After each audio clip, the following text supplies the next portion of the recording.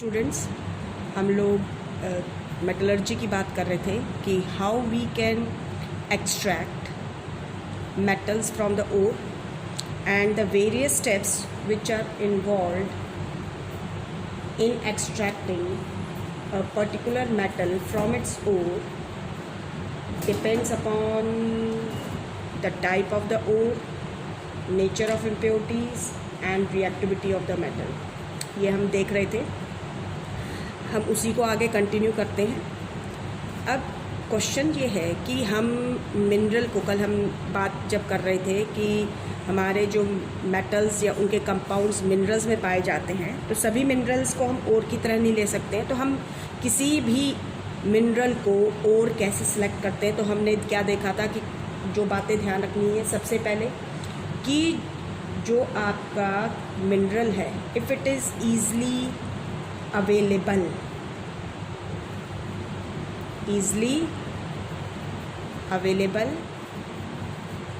and economical,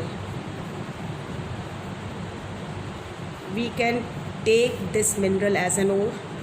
Second, it should have high percentage of metals. ठीक है, it should have little amount of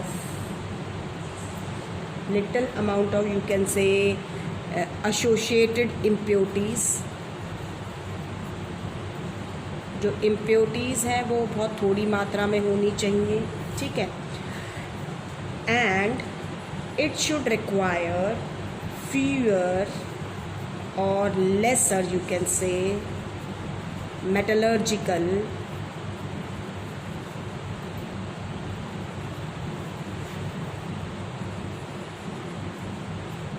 steps. अगर ये सारी बातें हैं तो we can take mineral as an ore, यानी कि ईज़िली अवेलेबल और इकोनॉमिकली होना चाहिए, इकोनॉमिकल होना चाहिए, उसके अंदर मेटल्स की परसेंटेज हाई होनी चाहिए, उसके साथ जो इम्प्योरिटीज़ जुड़ी हुई हैं वो बहुत थोड़ी मात्रा में होने चाहिए, और जो मेटलर्जिकल स्टेप्स हम यूज़ करेंगे वो बहुत कम होने चाहिए, ठीक है। अब हम जो वेरियस स्टेप्स, हमने ओर सेलेक्ट कर लिया है, अब हमने जो वेरियस स्टेप्स एम्प्लॉयड करने हैं कि उस ओर से हमें जो है मेटल मिल सके, ठीक है, और रिफाइनिंग, हम उस मेटल रिफाइनिंग कर सके हम उस ओर की, जिससे हमें प्योर मेटल मिल सके। तो ये जो स्टेप्स हम जो यूज़ करते हैं, तो इन सारे स्टेप्स को हम मेटलर्जी कहते हैं, ठीक है। और जो स्टेप्स यूज़ होते हैं वो डिपेंड करते हैं, हमने देखा था, कल बताया था, वो डिपेंड करता है कि हमारा जो ओर है वो किस टाइप का है, टाइप ऑफ ओर, ठीक है, और जो इम्प्योरिटीज़ हैं उनका नेचर कैसा है, नेचर ऑफ इम्प्योरिटीज़, ठीक है, एंड साथ में कि मेटल की रिएक्टिविटी क्या है, रिएक्टिविटी ऑफ द मेटल, हमने ये कल जब डिस्कस किया था, ठीक है। जो भी मेटलर्जिकल स्टेप्स हम यूज़ करेंगे, बताया था, वो मेटल टू मेटल वेरी करता है, लेकिन 3 बेसिक स्टेप्स होते हैं, ठीक है। जो ये 3 बेसिक स्टेप्स हम हमारे थे, वो थे आपके जो 3 बेसिक स्टेप्स थे जो बताए थे कल मैंने, वो थे जिनमें सबसे पहला था कंसंट्रेशन ऑफ द ओर, जिसे हम क्या कहते हैं, एनरिचमेंट ऑफ द ओर। और मैंने बताया था कि एनरिचमेंट ऑफ द ओर का मतलब ये है कि ओर में के साथ जो भी unwanted impurities earthy material present होता है, जिसे हम गैंग कहते हैं या मैट्रिक्स कहते हैं, उसको जब हम रिमूव कर देते हैं तो हमारे पास ओर है, that ore is called enriched ore which is having a high percentage of metals, ठीक है। उसके बाद मैंने बताया था जो सेकेंड स्टेप होता है, that is the conversion of the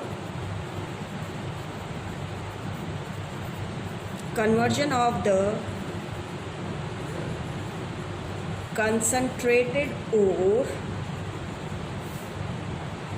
into metal, कि हमने कन्वर्स करना है अब जो कंसनट्रेटेड ओर है उसको मेटल के अंदर, और मैंने कहा था कि इसमें हम जनरली रिडक्शन प्रोसेसेस यूज़ करते हैं, ठीक है। लेकिन इसको अब हम डिटेल में देखेंगे। और उसके बाद थर्ड मैंने बताया था कि रिफाइनिंग होती है मेटल्स की, रिफाइनिंग ऑफ द मेटल्स, हमने कल ये डिस्कस किया था, ठीक है। अब हम जो पर्पज़ है एक्सट्रैक्टिंग मेटल्स का फ्रॉम द कंसनट्रेटेड ओर, ठीक है, इस पर्पज़ के लिए कि हम कंसनट्रेटेड ओर में से मेटल को एक्सट्रैक्ट करेंगे तो हम जो मेटल्स हैं उनको डिफरेंट कैटेगरीज़ में डिवाइड करते हैं, ठीक है। ये भी मैंने आपको बताया था कि हम जब एक्सट्रैक्ट करते हैं तो हम मेटल्स को डिफरेंट कैटेगरीज़ में जो डिवाइड करते हैं वो ये था कि हम 3 कैटेगरीज़ जो आपको मैंने बताई थी, एक थी हाईली रिएक्टिव मेटल्स की, मॉडरेटली रिएक्टिव मेटल्स की और लेस रिएक्टिव मेटल्स की। और हम डिफरेंट मेथड यूज़ करते हैं for extracting metal from the concentrated ore, ठीक है, जो इन 3 कैटेगरीज़ को बिलोंग करेंगे। और हम जो मेथड यूज़ करेंगे, ठीक है, तो सब में जो बेसिक स्टेप है, सबसे पहला स्टेप जो है वो ये है कि हमने कंसंट्रेशन करना है, ओर को एनरिच्ड करना है, ठीक है। लेकिन अब जो एनरिच्ड यानी हमारा जो कंसंट्रेटेड ओर है, जब हम उसको मेटल में कन्वर्ट करेंगे तो मैंने कहा कि हम रिडक्शन मेथड का यूज़ करेंगे। लेकिन इसी चीज़ को अब हम आगे बढ़ाते हैं, ठीक है। सेकंड जो है आपका conversion of the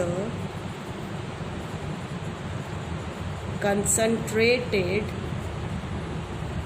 ore into metal. जब हम इसे डिस्कस करते हैं, ठीक है, तो ये इस चीज़ पर निर्भर करता है कि हमारा जो ओर है वो कौन सा यूज़ किया है हमने मेटल को एक्सट्रैक्ट करने के लिए। तो हमने कल ओर्स डिस्कस किए थे, तो हमने ये देखा कि अर्थ क्रस्ट के अंदर जो मेटल्स हैं generally they exist in 4 types of ores, जो 4 तरह के ओर्स पाए जाते हैं generally. 4 types of ores which are generally found in earth crust, वो ये हैं आपके, या तो ऑक्साइड ओर है, या वो आपके सल्फाइड ओर्स हैं, या वो आपके कौन से ओर्स हैं, कार्बोनेट ओर्स हैं, ठीक है।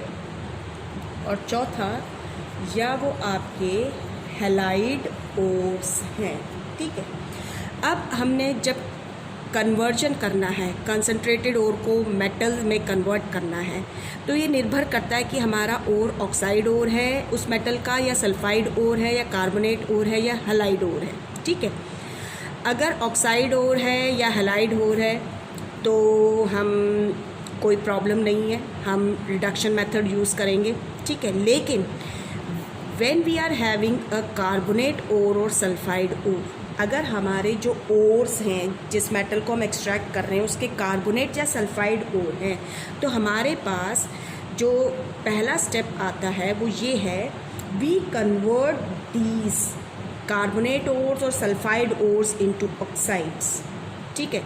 अगर हमारे कौन से ओर्स हैं, ये कार्बोनेट ओर्स या सल्फाइड ओर्स हैं, ठीक है, तो हम क्या करेंगे, इन ओर्स को कार्बोनेट ओर्स या आपके कौन से सल्फाइड ओर्स हैं, ठीक है। तो हम पहले इन ओर्स को कन्वर्ट करेंगे किसके अंदर, कन्वर्ट इनटू ऑक्साइड्स, हम इनको ऑक्साइड्स में कन्वर्ट करेंगे, ठीक है। हम इनको ऑक्साइड्स में कन्वर्ट क्यों करते हैं, because it is easier to obtain, because it is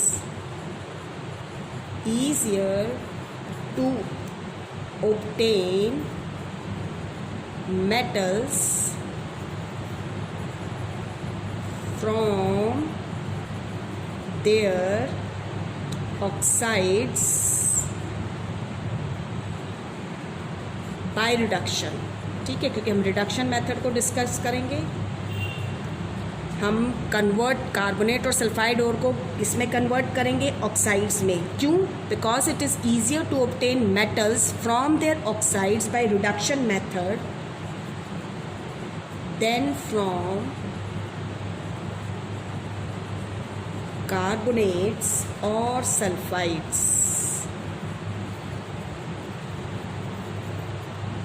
ठीक है, इसीलिए हम जब कार्बोनेट्स और सल्फाइड ओर होते हैं तो हम उनको पहले ऑक्साइड्स में कन्वर्ट करते हैं उनके। अब अगर हमारा कार्बोनेट ओर है, ठीक है, अब हम इन जो कंसनट्रेटेड ओर है, ठीक है, हमने कंसनट्रेटेड ओर जो कार्बोनेट ओर है या सल्फाइड ओर है, जब उसको मेटल ऑक्साइड में कन्वर्ट करना है तो वी यूज़ 2 मेथड्स। हम 2 मेथड यूज़ करते हैं। एक है आपका कैल्सिनेशन और दूसरा मेथड होता है आपका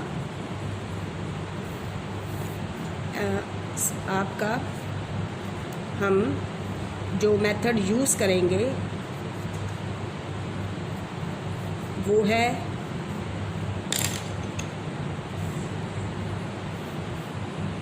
वो है हमारा कैल्सिनेशन,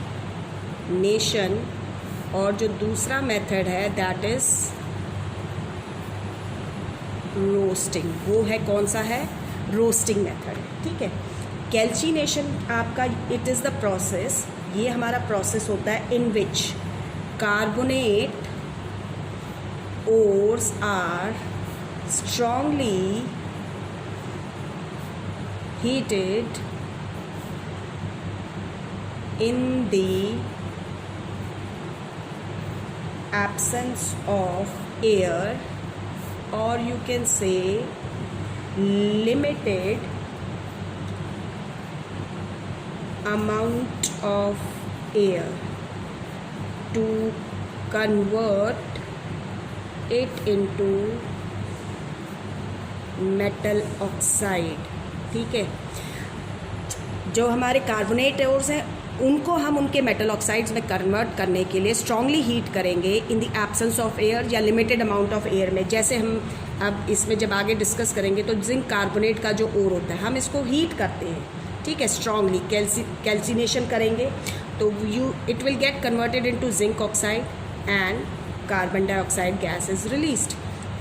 रोस्टिंग के अंदर क्या होता है, हमारा जो सल्फाइड ओर्स होते हैं, ये सल्फाइड ओर के लिए इस्तेमाल किया जाता है। जो सल्फाइड ओर्स होते हैं they are strongly heated in the presence of air. ये एब्सेंस ऑफ एयर, ये प्रेजेंस ऑफ एयर है। ठीक है, प्रेजेंस ऑफ एयर में हम इसको हीट करेंगे to convert it into metal oxide. मैं यहाँ पर आपको जो आपका जिंक सल्फाइड है उसी का एग्जांपल बता रही हूँ। जैसे जिंक का और जिंक सल्फाइड होता है, ठीक है, तो सल्फाइड हो रहा है, हम इसको ऑक्साइड में कन्वर्ट कर रहे हैं। ठीक है, हीट करेंगे 2ZnO प्लस में 2SO2। अब इसमें ध्यान रखना है, जब कैल्सिनेशन होती है तो ये कार्बोनेट ओर्स के लिए है, ये सल्फाइड ओर्स के लिए होती है। इसको हम स्ट्रांगली हीट करते हैं in the absence of air या लिमिटेड अमाउंट ऑफ एयर में। रोस्टिंग में हम स्ट्रांगली हीट करेंगे इसको in the presence of air, sulphide ores के लिए यूज़ होएगी। कैल्सिनेशन में कार्बन डाइऑक्साइड गैस प्रोड्यूस होती है, जबकि रोस्टिंग के अंदर सल्फर डाइऑक्साइड प्रोड्यूस होती है। ठीक है, अब हम इन मेटल ऑक्साइड, जो हमें ये मेटल ऑक्साइड मिल रहे हैं, इनका रिडक्शन करना बहुत आसान होता है। इसीलिए हम जो कार्बोनेट और सल्फाइड होते हैं उनको पहले कन्वर्ट करते हैं किसके अंदर, उनके ऑक्साइड्स में। रिडक्शन प्रोसेस से हम फिर इन मेटल ऑक्साइड्स को मेटल में कन्वर्ट कर देते हैं। ठीक है, ये ध्यान रखना है। अब आपने इसमें आगे आपको ये ध्यान रखना है कि कई बार ये जो हमारे कैल्सिनाइड या रोस्टेड ओर जो होते हैं, ठीक है, जैसे ये हमारा कैल्सिनाइड ओर है, ठीक है, या रोस्टेड ओर जो है आपका, इनके साथ अर्दी इम्प्योरिटीज़ प्रेजेंट होती है। ठीक है, तो इन अर्दी इम्प्योरिटीज़ को रिमूव करने के लिए वी ऐड अ सब्सटेंस, हम इनमें सब्सटेंस ऐड करते हैं जिसे हम फ्लक्स कहते हैं। तो प्लस आपका क्या होता है, इट इज़ अ सब्सटेंस, ये आपका सब्सटेंस होता है, ठीक है। It is a substance which combines on heating with roasted और calcined ore to form an easily fusible mass।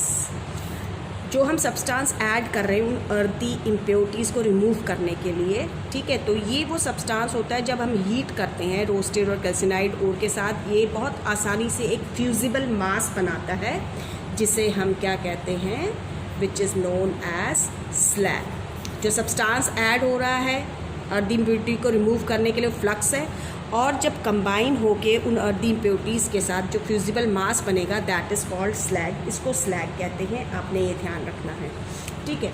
ये तो था हमारा जब हमारे पास हमने देखा ओर्स हैं। अब जब हमको मेटल ऑक्साइड्स, कुछ ओर्स तो ऑलरेडी ऑक्साइड्स हैं, कुछ हैलाइड्स की फॉर्म में होते हैं, ठीक है। अब हमने जो सल्फाइड और कार्बोनेट ओर्स थे उनको भी मेटल ऑक्साइड में कन्वर्ट कर लिया। तो हमारा अब स्टेप होता है कि हम इन मेटल ऑक्साइड्स को कन्वर्ट करते हैं मेटल्स के अंदर, ठीक है। कन्वर्जन होता है, conversion of oxides into metal, ठीक है। तो इस कन्वर्जन के लिए, ऑक्साइड्स को मेटल में कन्वर्ट करने के लिए जो सबसे जर्नल प्रोसेस जो हम यूज़ करते हैं दैट इज़ रिडक्शन प्रोसेस, ठीक है।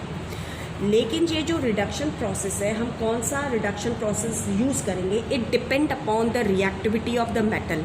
ये मेटल की रिएक्टिविटी पे डिपेंड करता है कि whether it is highly reactive metal, moderately reactive metal और less reactive metal, and accordingly we use the different methods. हम डिफरेंट मैथड यूज़ करते हैं।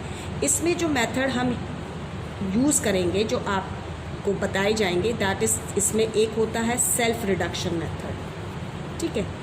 सेल्फ रिडक्शन मेथड जो होता है, आपने क्या ध्यान रखना है कि इस रिडक्शन मेथड को हम ऑटो रिडक्शन भी कहते हैं, it is also known as auto reduction method, और हम इसे एयर रिडक्शन मेथड भी कहते हैं, ठीक है।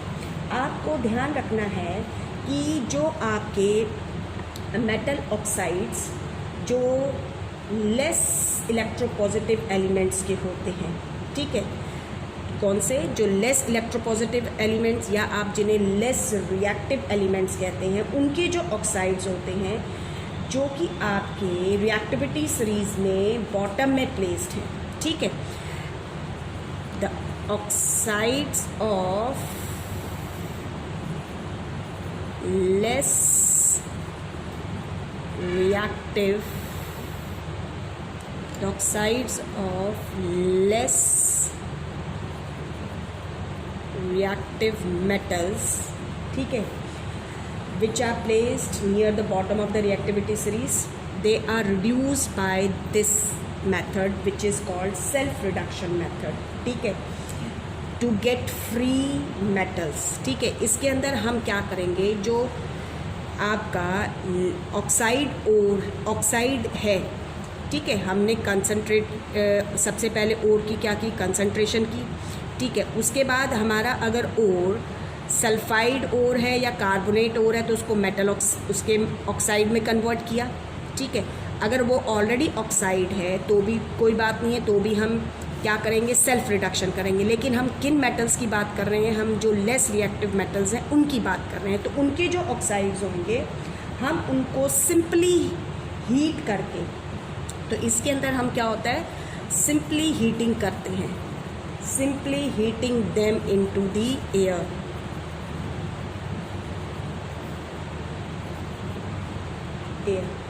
to get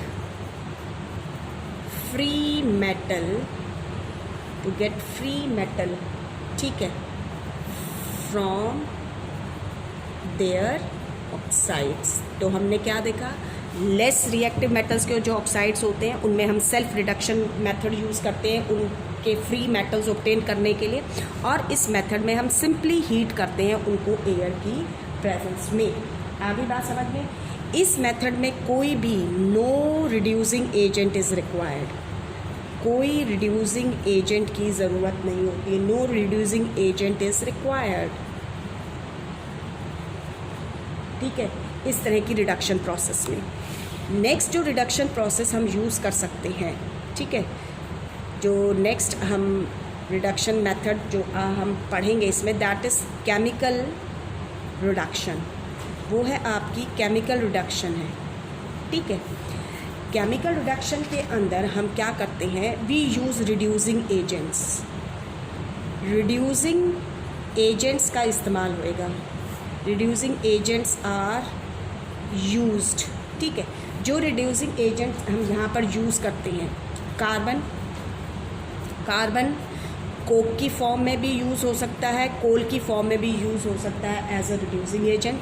हम एल्युमिनियम है, सोडियम है, कैल्शियम है, ठीक है, हम इनका यूज़ कर सकते हैं एज अ रिड्यूसिंग एजेंट। इसके अंदर ये जो मेथड है आपका केमिकल रिडक्शन मेथड, इसमें हम जो मॉडरेटली रिएक्टिव मेटल ऑक्साइड्स जो होते हैं, यानी कि आपके जो मेटल्स मॉडरेटली रिएक्टिव होते हैं उनके ऑक्साइड्स को हम केमिकल रिडक्शन मेथड से रिड्यूस करते हैं इनटू मेटल्स। ठीक है, ये आपके जो मेटल्स हैं ये आपकी रिएक्टिविटी सीरीज़ में जो मिडल में प्रेजेंट होते हैं उनके लिए यूज़ होता है। ठीक है, जो रिड्यूसिंग एजेंट हम यूज़ करेंगे वो डिपेंड करता है। ठीक है, जो रिड्यूसिंग एजेंट जो हम यूज़ करेंगे, रिड्यूसिंग एजेंट यूज्ड जो होएगा डिपेंड्स ऑन द, वो डिपेंड करेगा on the chemical reactivity of the metals to be extracted. जो मेटल हमने एक्सट्रैक्ट करना है, यानी कि रिएक्टिविटी सीरीज़ में जो बीच में मिडल में प्रेजेंट होते हैं आपके, जैसे कि जिंक है, आयरन है, ठीक है, ये वाले जो मेटल्स हैं, मैग्नीज़ है, टिन है, आ गई बात समझ में। इन मेटल ऑक्साइड्स को मेटल में कन्वर्ट करने के लिए हम जो भी रिड्यूसिंग एजेंट यूज़ करेंगे वो डिपेंड करेगा इन मेटल्स की केमिकल रिएक्टिविटी के ऊपर, लेकिन जनरली हम कार्बन का यूज़ करते हैं इसके अंदर as a reducing agent. Next जो थर्ड मेथड है हमारा जो हम रिडक्शन में इस्तेमाल करेंगे वो है इलेक्ट्रोलिटिक रिडक्शन, जो आप देखेंगे इलेक्ट्रोलिटिक रिडक्शन मेथड है। ये जो मेथड होता है it is used for the, ये मेथड हमारा यूज़ होता है for the highly reactive metal oxides जो हैं, या हैलाइड्स मींस यानी कि जो मेटल हैलाइड्स में जैसे आपका मेटल क्लोराइड है, मेटल ब्रोमाइड है, ठीक है, जनरली मेटल क्लोराइड्स होते हैं आपके ये। ठीक है, हैलाइड्स क्योंकि हैलोजन्स जो होते हैं, ठीक है, उन जब वो रिएक्ट करते हैं मेटल्स के साथ तो मेटल हैलाइड्स बनते हैं, तो मेटल क्लोराइड जैसे सोडियम क्लोराइड है। ठीक है, इसके अंदर आपका इस मेथड में क्या होता है, आपका जो ऑक्साइड्स होते हैं हाईली रिएक्टिव मेटल्स के, इसमें जो ध्यान रखनी है, हम इलेक्ट्रोलिटिक रिडक्शन क्यों करते हैं, जो बात ध्यान रखने वाली है वो ये है कि जो ऑक्साइड्स हैं हाईली रिएक्टिव मेटल्स के, दे आर वेरी स्टेबल। ठीक है, जो ऑक्साइड्स होते हैं मेटल ऑक्साइड्स, इनके वो क्या है, हाईली स्टेबल हैं, आप कह सकते हैं highly stable, and cannot be, हम इनको रिड्यूस नहीं कर सकते हैं, cannot be reduced by reducing agent carbon. ठीक है। अगर हमारे पास हाईली रिएक्टिव मेटल्स के ऑक्साइड्स या उनके हैलाइड्स हैं और हमने उनको उनके फ्री मेटल्स में रिड्यूस करना है, तो हम रिड्यूसिंग एजेंट कार्बन का इस्तेमाल नहीं कर सकते हैं। क्यों नहीं कर सकते हैं? क्योंकि ये बहुत ही हाईली स्टेबल होते हैं, ठीक है। और इसका एक रीज़न ये भी है, मेटल रिड्यूसिंग एजेंट कार्बन का यूज़ जो नहीं करें, हाईली स्टेबल है। इसके अलावा ये जो मेटल्स होते हैं, ठीक है, इसके अंदर जो मेटल्स हैं, these metals have more affinity means more attraction for oxygen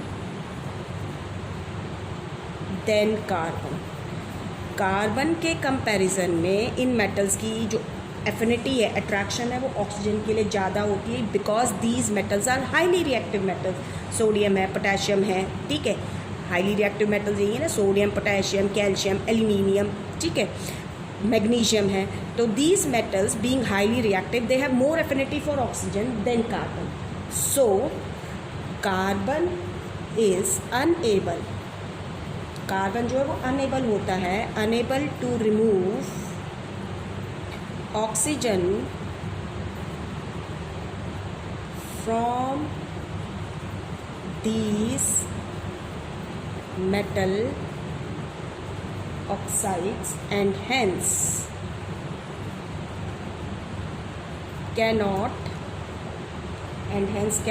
convert them into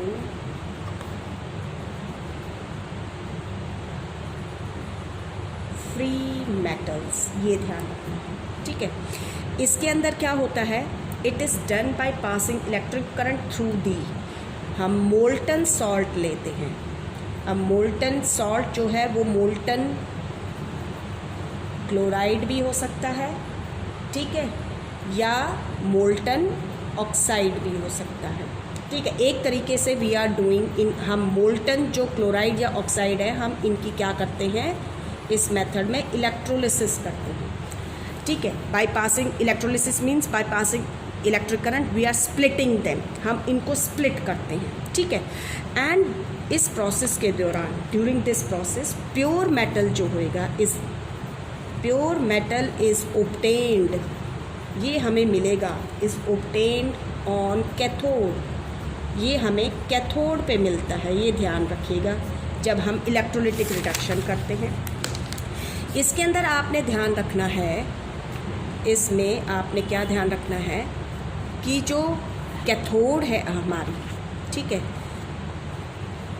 जो कैथोड है, it act as a powerful reducing agent, ठीक है, ये एक पावरफुल रिड्यूसिंग एजेंट की तरह एक्ट करता है बाय सप्लाइंग, क्या सप्लाई करके, by supplying electrons to reduce the metal ions into metals, ठीक है। जब हमारा मोल्टन क्लोराइड इलेक्ट्रोलाइज्ड होता है, ठीक है, अब आपने ध्यान रखना है कि अगर हमारा मोल्टन क्लोराइड है, मोल्टन क्लोराइड हम इलेक्ट्रोलाइज कर रहे हैं, यानी हमने मोल्टन क्लोराइड लिया है और उसमें से हम मेटल को एक्सट्रैक्ट करना चाह रहे हैं, तो हम इलेक्ट्रिक करंट पास करेंगे, तो जो प्योर मेटल होएगा that is produced at the cathode and chlorine gas जो होएगी is formed at anode, anode पे क्लोरीन गैस बनेगी। और अगर आपका मोल्टन ऑक्साइड हम ले रहे हैं, ठीक है, ऑन पासिंग इलेक्ट्रिक करंट, इसको इलेक्ट्रोलाइज कर रहे हैं, तो जो प्योर मेटल होएगा again it is obtained eight the cathode, but in this case oxygen gas is formed at anode, लेकिन इस टाइम एनोड पर ऑक्सीजन गैस बनती है, ठीक है। नेक्स्ट जो आपको इस मेथड में ध्यान रखना है वो ये है कि we cannot use aqueous solutions. हम मोल्टन जैसे सोडियम क्लोराइड है या आपका सोडियम ऑक्साइड है, ठीक है, तो हम इनके मोल्टन स्टेट, मोल्टन मीन्स हम मोल्टन क्लोराइड या मोल्टन ऑक्साइड बोल रही हूँ, या मैं मोल्टन सॉल्ट बोल रही हूँ। इसका मतलब जो सॉल्ट हमने मेल्ट कर लिया है, यानी कि हमने जो हाईली रिएक्टिव मेटल है उसका कोई क्लोराइड है, जैसे सोडियम क्लोराइड है, सॉलिड स्टेट में एग्जिस्ट कर रहा है, तो हम इसको स्ट्रांगली हीट करके मेल्ट करेंगे, ठीक है। On strong heating it get melted, तो इसको हम मोल्टन क्लोराइड कह रहे हैं। मोल्टन ऑक्साइड मीन्स, मोल्टन का मतलब होता है मेल्टेड, ठीक है, मेल्ट किया हुआ। तो हमने ध्यान रखना है कि इस मेथड में वी डोंट यूज़, ठीक है, हम लोग यूज़ नहीं कर सकते हैं, we cannot use aqueous solution, ठीक है, टू obtain द मेटल को ऑब्टेन करने के लिए हम aqueous सॉल्यूशंस का इस्तेमाल नहीं करेंगे, ठीक है। ऐसा क्यों है? If we electrolyse an aqueous solution, अगर हम aqueous सॉल्यूशन को इलेक्ट्रोलाइज करते हैं तो instead of getting metal we get metal hydroxide. हमें क्या मिल जाएगा? अगर हम aqueous सॉल्यूशन ले रहे हैं, ठीक है, और उसको इलेक्ट्रोलाइज करते हैं, ठीक है, तो क्या होएगा? जैसे ही हम इलेक्ट्रोलाइज करेंगे तो जो प्योर मेटल है आपका, that is produced at cathode, वो कैथोड पे प्रोड्यूस होएगा। और ये जो प्योर मेटल है, क्योंकि ये हाईली रिएक्टिव मेटल्स हैं, तो it will react with water. जो प्योर मेटल प्रोड्यूस होएगा, वो मेटल प्रोड्यूस्ड एट कैथोड, जो कैथोड पे प्रोड्यूस होएगा, विल रिएक्ट विद वाटर, वो वाटर के साथ रिएक्ट करेगा, present in the aqueous solution, जो aqueous सॉल्यूशन में वाटर प्रेजेंट है उसके साथ रिएक्ट करेगा टू फॉर्म मेटल हाइड्रोक्साइड, ठीक है। तो मेटल हाइड्रोक्साइड मिलेगा instead of getting metal, remember this thing. इसलिए हम aqueous सॉल्यूशन यूज़ नहीं करते। जैसे कि सपोज़ करो सोडियम क्लोराइड की हम बात कर रहे हैं, अगर हमने इसका aqueous सॉल्यूशन लिया और उसको इलेक्ट्रोलाइज्ड किया, इलेक्ट्रोलिसिस की उसकी, तो जैसे ही इलेक्ट्रिक करंट पास होएगा तो सोडियम जो मेटल है वो हमें कैथोड पे मिलेगा। जैसे ही हमें कैथोड पे मिलेगा तो sodium being highly reactive metal, it will immediately react with the water present in the aqueous solution and it will form sodium hydroxide and we will not be able to get pure sodium metal, ठीक है। Next जो आपने ध्यान रखना है कि metal जो भी इसमें एक्सट्रैक्टेड होते हैं इस मेथड से, दे आर वेरी प्योर, बहुत प्योर होते हैं। We get very pure metals, no impurities are present, को किसी भी तरह की इम्प्योरिटीज़ प्रेजेंट नहीं होती है। तो इस केस में we need not have to go for refining of the metals, इस केस में हमें रिफाइनिंग नहीं करनी पड़ती है। Next when we talk about, ये हमारे मेथड थे रिडक्शन के। रिडक्शन यानी हमारे मेटल्स मिल गए हैं, तो जो हमको मेटल्स मिलते हैं कंसनट्रेटेड ओर्स को जब हम उनको कन्वर्ट करते हैं मेटल्स के अंदर, तो जो मेटल हमें मिलता है दैट इज़ क्रूड मेटल, वो प्योर नहीं होता है, उसमें कुछ इम्प्योरिटीज़ प्रेजेंट होती है। तो मैंने कहा था वी विल डू रिफाइनिंग, तो इम्प्योर मेटल्स जो होते हैं हम उनकी रिफाइनिंग करते हैं, ठीक है, टू गेट प्योर मेटल। तो जो रिफाइनिंग है, रिफाइनिंग ऑफ मेटल का मतलब क्या है? It is the process of purifying the impure metal, ठीक है। ये क्या है? प्रोसेस है, process of purifying impure metals, ठीक है। आपके जो है जैसे सिल्वर है, गोल्ड है, ठीक है, सिल्वर, गोल्ड, कॉपर है, निकल है, क्रोमियम है, जिंक है। जनरली हम इन मेटल्स को प्योरीफाई करने के लिए हम जब रिफाइनिंग करते हैं, ठीक है, तो इसके अंदर हम जो मेथड हम यूज़ करते हैं दैट इज़ इलेक्ट्रोलिटिक रिफाइनिंग, ठीक है। मेथड तो बहुत सारे हैं लेकिन हम जनरली इस मेथड का यूज़ करते हैं। जो इलेक्ट्रोलिसिस, इस मेथड के अंदर हम इलेक्ट्रोलिसिस करेंगे, ये ध्यान रखना है, electrolysis of metal salt solution is done. जो इलेक्ट्रोलिसिस है वो मेटल सॉल्ट सॉल्यूशन की जाती है, ठीक है। और अभी आपको मैंने मेटल्स बताई दिए जिनके लिए हम इस मेथड प्योरीफाई करने के लिए हम जिसका इस्तेमाल करते हैं, इसके अंदर होता क्या है, जो आपने ध्यान रखना है, जो प्योर मेटल होता है, जिस मेटल को हमने रिफ़ाइन करना है, ठीक है, हम उसकी प्योर मेटल की स्ट्रिप लेंगे, ठीक है, इसको हम कैथोड बनाते हैं, ठीक है। Cathode means we join it to the negative terminal of the battery.